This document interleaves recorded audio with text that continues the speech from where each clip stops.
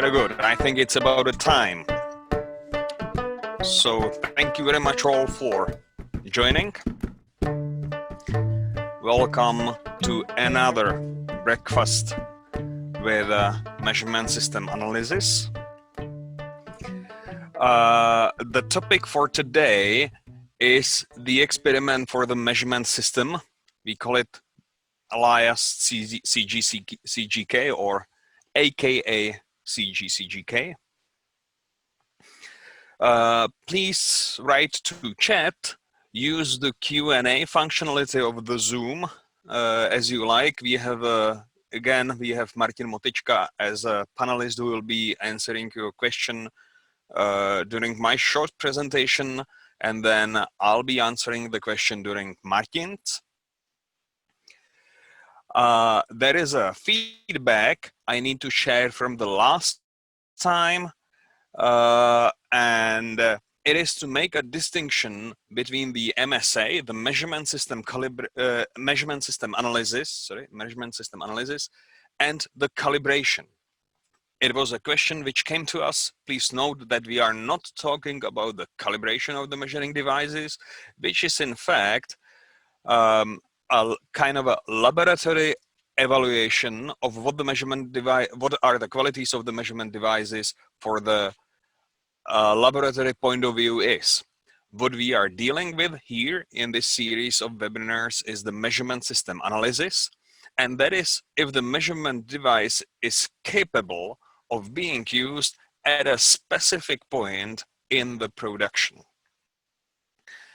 Let me remind you, the measurement system analysis, checking of the measuring device, works through validation acts. And these validation acts are a combination of the measurement task, that is the specific measurement assignment we are due to measure, the measurement system, and that is exactly what we are going to talk about today, and the measurement process. And we leave that to another webinar.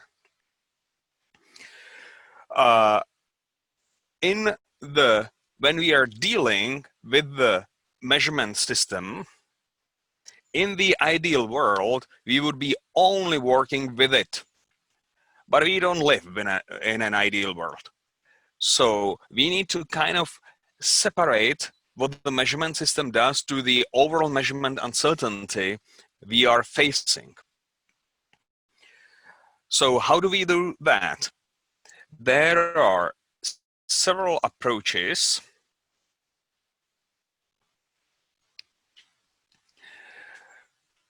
to estimating the uncertainty of the measurement system itself. First of all, it is what's called the MPE, maximal permissible error, the first one on the list. And it is a value given usually by the supplier of the measuring device, and it is mostly used for the simple measuring devices like a sliding rule or a caliper, tools like that. And it should include everything about the measurement system. Please note that the MPE does not include the uncertainty of the measuring process. The second approach is to measure one part of a known value, and this is something most people know from the AIAG MSA, the Automotive Industry Action Group Measurement System Analysis, and it leads to values which are widely known as the CGCGK, which constitutes the name of today's webinar. And the measurement, the result of this experiment includes the uncertainty from the repeatability on the reference and the bias, how off the measurement system is. And the third approach is when we have more than one part at our disposal. Ideally, this should be more than 3. Most standards state 5. Sorry, that's not legible.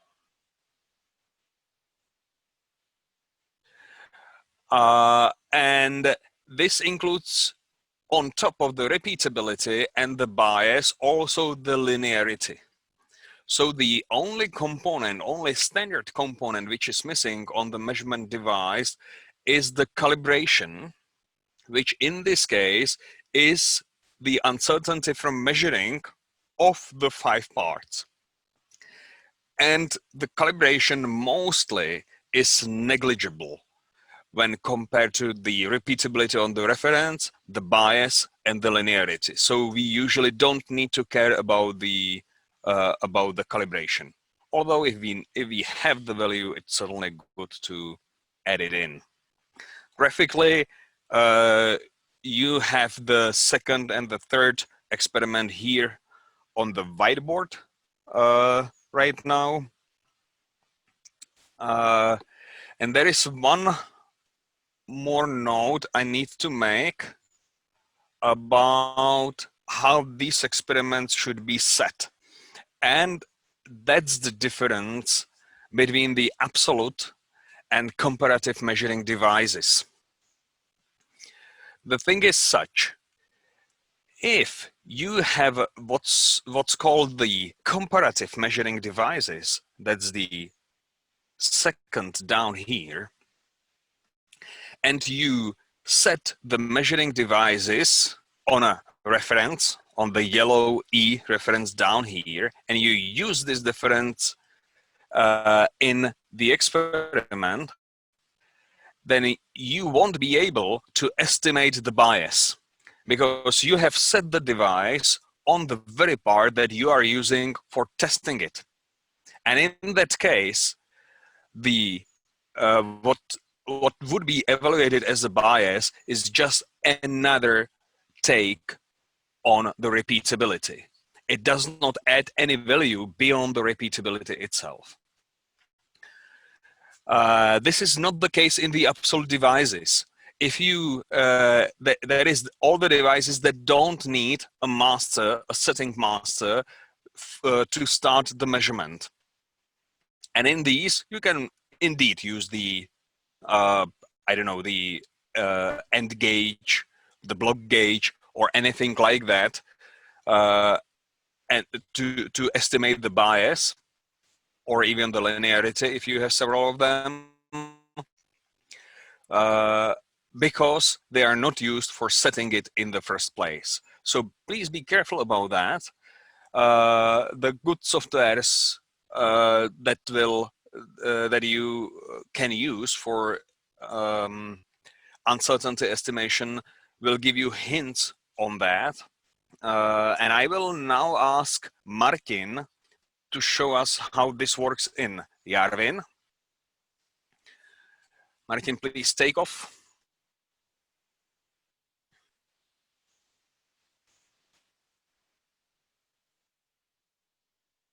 And I think you will also need to unmute yourself. Yeah, very well. Yes, so this is, sorry about this. This is too way. And here we have some new validation act that I just created, and about this specific topic. You have the option to choose if your measurement method is absolute or comparative. In the way how Yarvin works, this means if you choose that you have a comparative measurement and go to the next step, it automatically creates a master that is called adjustment master. This is the master that is needed for the measurement, for the comparative measurement. And this master is here every time if you have such comparative measurements. But if you want to perform an experiment of type 1, you need some other masters. And according to what masters you have and how many masters you have, it will allow to compute some different things. So first option is if you have only one master, but you don't exactly know its value. In this case, it will be some unmeasured part. And if you have unmeasured part, you don't know nothing about the master, about its value, you will get only some results. For example, you will have no bias because you don't have any value to compare with. Another two options are some kind of standards. For example, you can have working standard, some sets of calibers or something like this, or measured part. In this case, if you have a working standard of measured part, you have some information about the value of the characteristic you are measured, so you are able to compute, for example, bias. And another option is if you have more than one master.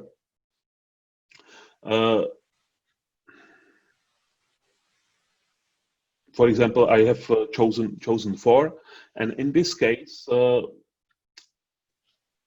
additional value is that the Arwin is capable to calculate also linearity directly from the measured data. So in this case, it really depends how do you want to proceed your results. If you have only one master, you can have all the results, but linearity you have to add as the uncertainty of type B. It cannot be calculated.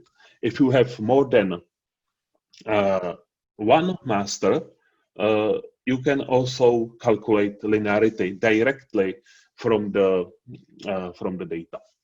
And because I don't want to bore you with some adding values, I will choose some different validation act that I have prepared before. And in this case, you can see I have 10 masters. Masters are according the whole measurement area. So it's from one specification limit to another, and maybe something more than the specification limits. And in the experiment, then you for characteristic, that in this case some diameter number 1, and for 1 to 10 masters, you can add your measured values, and from this set of value, the complete results can be calculated. It means you will get bias and you will get linearity that is calculated directly from the data, and it is no need to input linearity as uncertainty of type B.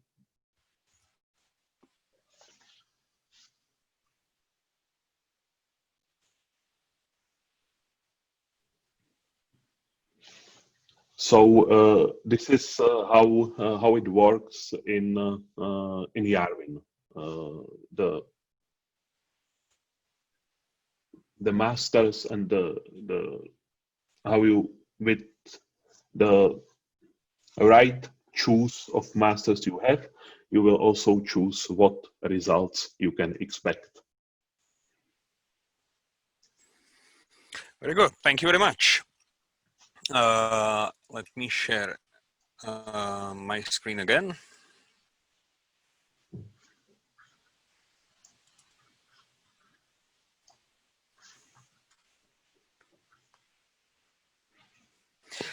So there are a few more comments that I would like to make about this. First is when you are choosing masters to assess the linearity, please make sure that they are distributed over the whole measurement range. The measurement range should exceed the tolerance range, because there are times where we need to know the dimension of the part also beyond the tolerances. And it is not really needed, practically speaking, if the measuring device is excellent in the middle of the tolerance. When we most need the help of the measuring device when trying to control a production process is when things go bad. And they go bad on the edge of the tolerances or even beyond the tolerances. And this is something we want to check during the measurement system uncertainty. The measurement system itself should be capable of measuring in the range which is needed for the production control. That is the first comment. The second comment I want to make is on the number of parts. The comparative measuring device we talked about is, in practical terms, deducing always one master. So when using the comparative measuring device, you always need one more master to set the measuring device before you start to do anything. So talking about the absolute measuring devices, those that don't need a master, there is a simple thinking rule that you can apply. If you have one master, you can only, you can always see the repeatability, how it goes. And you don't even need to know the size of the master. So in case you don't know the size, you can still do the experiment, you can still put it in Arvin, but it will not calculate anything else beyond the repeatability. If you know the value of the master, you can calculate the bias, how off the measuring device is.